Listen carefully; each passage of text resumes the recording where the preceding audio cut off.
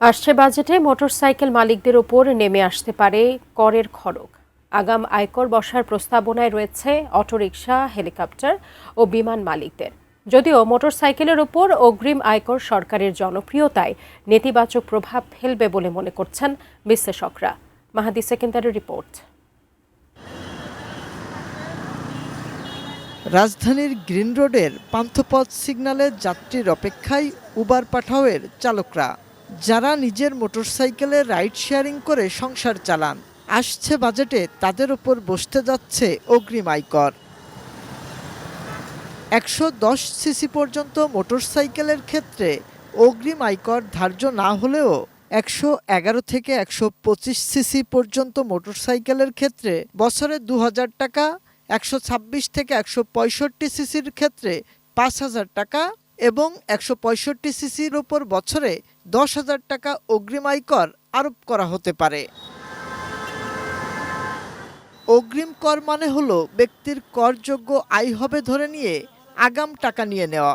প্রশ্ন উঠেছে, মোটরসাইকেল চালক মানেই কি করযোগ্য আয় করা ব্যক্তি? আপনার প্রত্যেকটা রাইডারে জিজ্ঞেস করেন, খুব কষ্টে আছে তারা ঠিক মতন বাসা ভাড়া দিতে পারতেছে না, বাচ্চাদের মাসিক বেতন দিতে পারতেছে না, তাদের আবার আয়কর ১১০ সিসি, ১২৫, ১৫০ সিসি, এগুলোকে তো মনে করেন খরচটা বাইরে গেল না ভাই।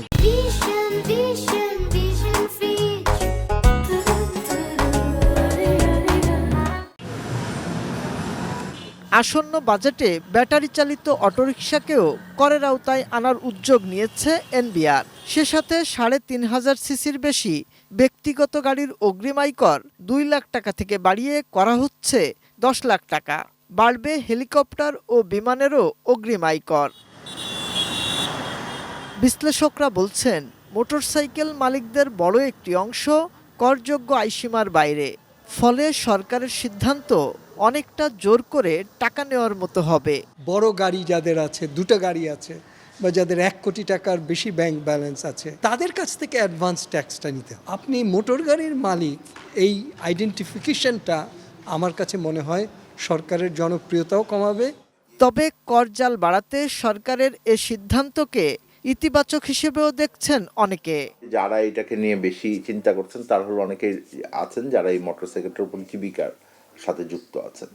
তারা তাদের এই জীবিকার একটা অংশ হিসেবে কিন্তু আয়করের ভিতরে আসার কথা ছিল। এখন সরাসরি ওনারা আসতে পারেন না বা আসেন না দেখে আমাদের ট্যাক্স বেসটা বাড়ানোর জন্যই সরকার এই ধরনের একটা কথা ভাবছে। আসছে করবর্ষে রাজস্ব আদায় কার্যক্রমে অটোমেশনের ওপর গুরুত্ব দেওয়ার তাগিদও দিলেন তিনি। উনি করে থাকছেন না, এটা কি কর ন্যায্যতা হয়? মাহাদি সেকেন্দার, এটিএন নিউজ, ঢাকা।